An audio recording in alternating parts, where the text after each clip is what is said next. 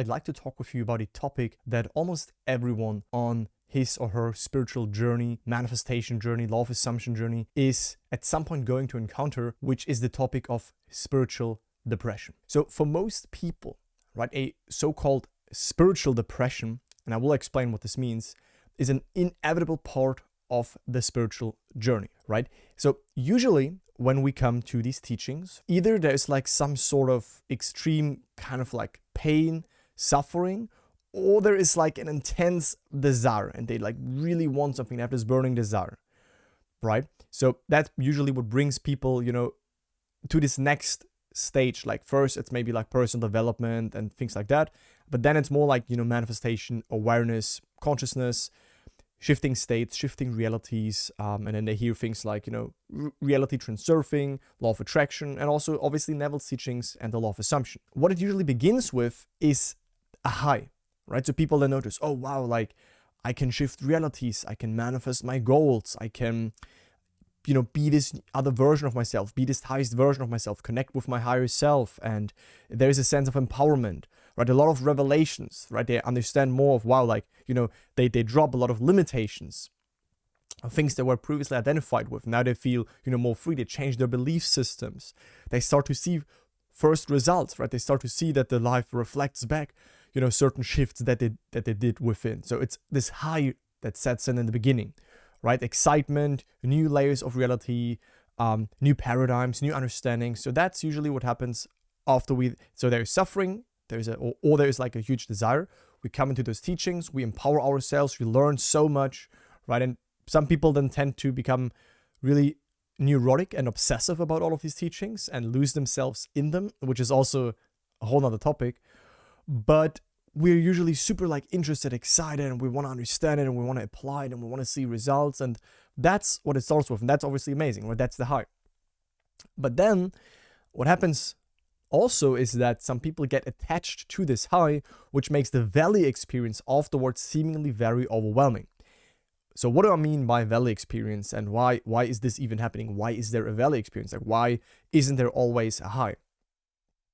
So what happens, right, is that once you realize more of your true self, right, once you basically shed your skin and understand more of, okay, also who you are behind the ego, right? You understand, okay, thoughts come and go, feelings come and go, sensations come and go, external appearances and happenings and circumstances and events and your perceptions, everything comes and goes.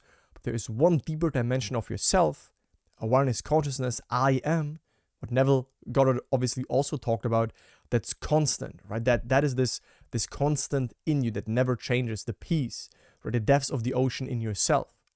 So once you realize more of that, right, a lot of old beliefs and fears usually then start to come up to the surface, right, that you were unaware of, or that, it's now time to let them go so that you can go to the next level. But that can feel very, very painful. That can be like like getting sucked back and it was all just a nice fantasy, but like you're getting sucked into this, down depressive layer. That's why it's, said spiritual depression, but which is actually not like a depression. It's just that, you go on this journey, you go on this high, and then it's going a little bit down again for you to integrate your realizations, for your mind and body complex to also understand, to comprehend all of that.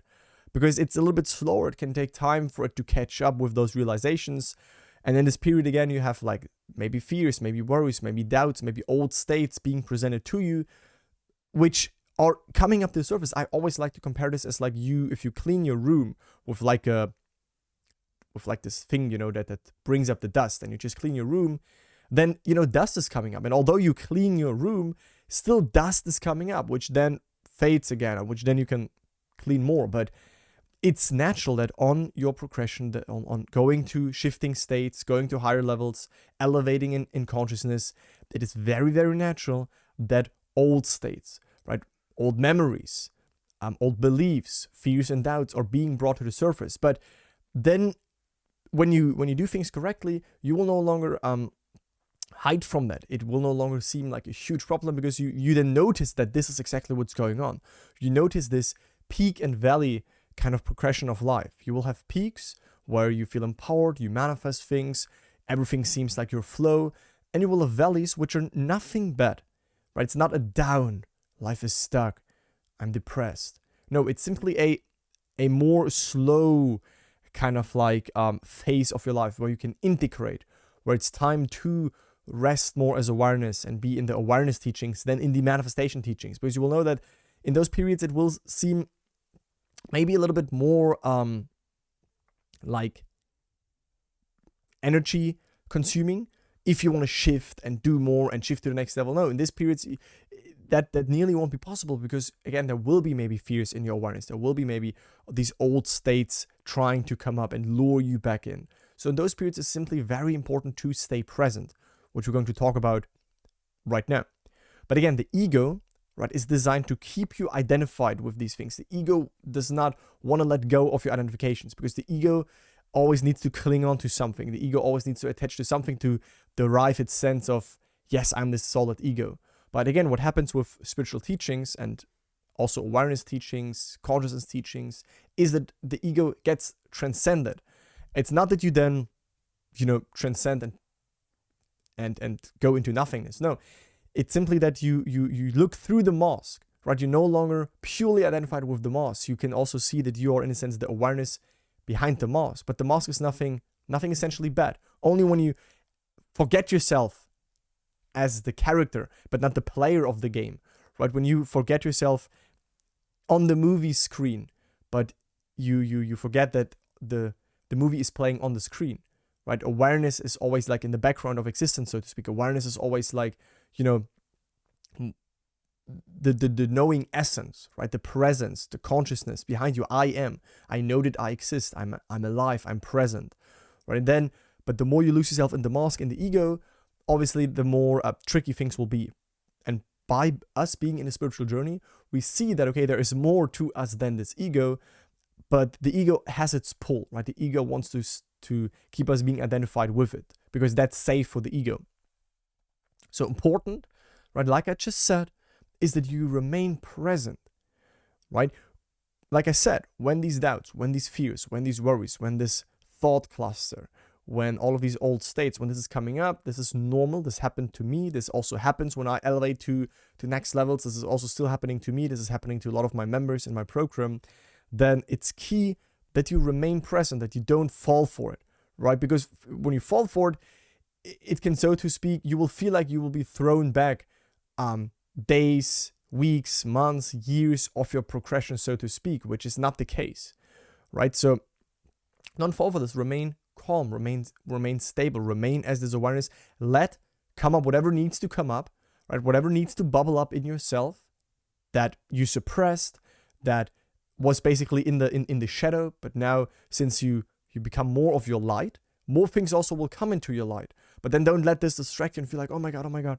No, remain stable. Let these things come up and they will fade again, right? These clouds, be the sky. The sky is not really attached to the clouds, right? Sometimes it's very cloudy. Sometimes it's an open sky. There's no clouds at all. So you need to be the sky.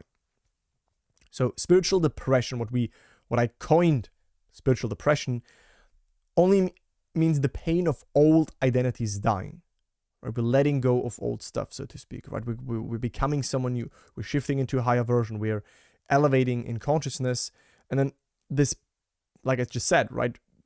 Actually, our ego is designed to always keep us in the comfort zone, keep us safe. But dying to this old level can be quite painful, because so much stuff can come up in this level, right? An old story that's no longer believed in, right? But these stories, when they come up and we fall for them, it feels painful. It feels like this back and forth. So the stronger the identity, right? The stronger the identity that you previously, and everything that you are identified with, right? The stronger you are in your ego and identified with that, the more painful it is to realize that it's not the real you, right? So someone that, maybe in their 20s discovers these teachings, maybe they have not formed such a strong ego, right? And maybe someone that's in their 40s, 50s, when they come to realize, oh wow, like I'm, the beingness behind my ego, and there's like more to my being. There's not only this limited ego perspective. Maybe for them it can take a little longer while, but that's also no problem. So the real you, right? The real you, not you, your name, not you, your thoughts, not you, your bodily sensations and your perceptions. That's all changing. Nothing of that is ever present. Your bodily sensations are changing. Right now, you maybe feel different bodily sensations than you felt 3 hours ago when you woke up, right? Or your perceptions, what happens in the external world, your feelings, your emotions, your thoughts, right? They are coming and going. They're not ever present, but I am. That is ever present, and that cannot suffer, right? That's like the movie screen on which the movie is playing, right? The movie screen doesn't care if there's a trauma, if there's a tragedy, if there's a love story, if there's a romance, if there's a success story, if there's this or that, right? Things happen. So the more you also rest as the movie screen, so to speak, as a metaphor, the more unattached you will be, and then also the more control you will have of your reality, because then you can determine what you want to play next on the movie screen by shifting your awareness into the reality, into the portion of creation where you want to be. And then that's what you see playing. Oh, you don't like this any longer? Oh, let me shift to where I have now this car. Oh, let me shift where I right now have this relationship, and let me make this natural, and then this is playing. While you understand that you are not these circumstances, you are not this state, you are the one that can shift in it, and then that's what you see reflected back. So you are observing in story that you are disidentifying with. It breathes its last dying breaths. Exactly, that's right. It breathes its last dying breaths. So it's this old story where you're starting to disidentify with these old states, with these old versions of yourself. And it still breathes a little bit, right? It still actually wants to bring you back. But by you letting go, that's what can feel like this suffering, like the spiritual depression. And this old identity is basically begging you to identify with it, right? Because you are so used to it. It feels so comfortable for the ego. It feels so safe in it. But by letting go of more and more and more old stuff, the more and more, the spiritual depression can set in for a period of time. So don't fall for this, right? Don't remain in this for years. It's meant for you, again, it's a good thing, right? It's a good thing when you notice these things come up. It's a good thing when you notice old identities dying, old states, old triggers being there. When you notice that, you already are more the observer. You already are more aware, more present, more conscious. And then you can let these things be there and not get lured into them, right? And also, last but not least, nothing the ego promises you will eventually bring you peace. That's simply something which I also teach in my program, which is that manifestation will bring you joy.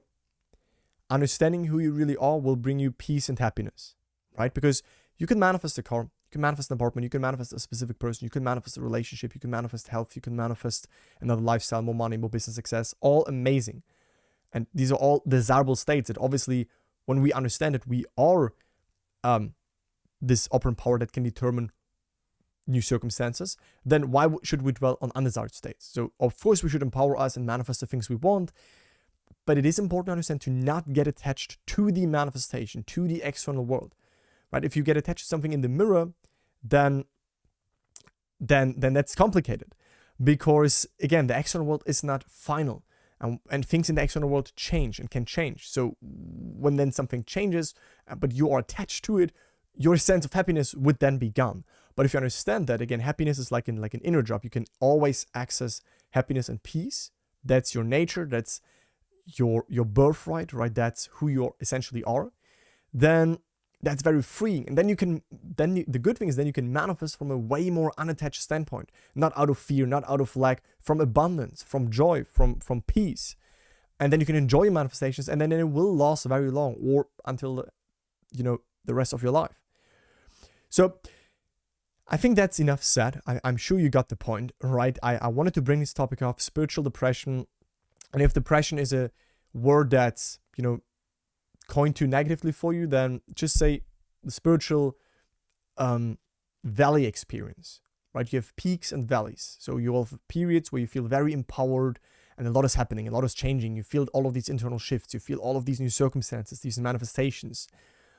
But don't get too attached to that, right? Because if you get too attached to that and then something is changing again, then you're like, oh no, no, it's gone, right? But the more you are again present, and the more you understand that also, again, when you shift, when you go to the next level, it's also the normal for old beliefs, old thoughts, old paradigms, old states to come up, And you can simply let them come up, but let them be, right? Give them the light of awareness, right? Because everything seeks a lot of awareness. Things that are suppressed will come up again, will come up later, will come up more stronger. But everything, like flowers, right? They seek the sunlight. So everything that's in you also just wants the light of awareness, right? Wants presence, wants for you to be with it. It doesn't want to be like ignored and suppressed, because that creates this pressure. But when you can let it be, it can simply fade at some point. You will feel more ease, and then you will see that it's going up to the next peak experience, and then boom, it will go again. And then also these valleys they don't need to last very long. So that's it on this topic, right? Definitely, especially on this topic, because it's something that I never really brought up on the channel. Let me know in the comments down below how you like this, if you experienced this, if this was helpful, if you have any questions on this. I read all the comments. I'm not replying to all of them because I have so many videos, and like in my YouTube app, there's so many comments, but I try to read all of them, and sometimes I give a little reply or I give a heart to it. So I definitely read them. They don't go unnoticed. And if you want help with that, right? If you want to go to the next level, please be aware I have 2 main links.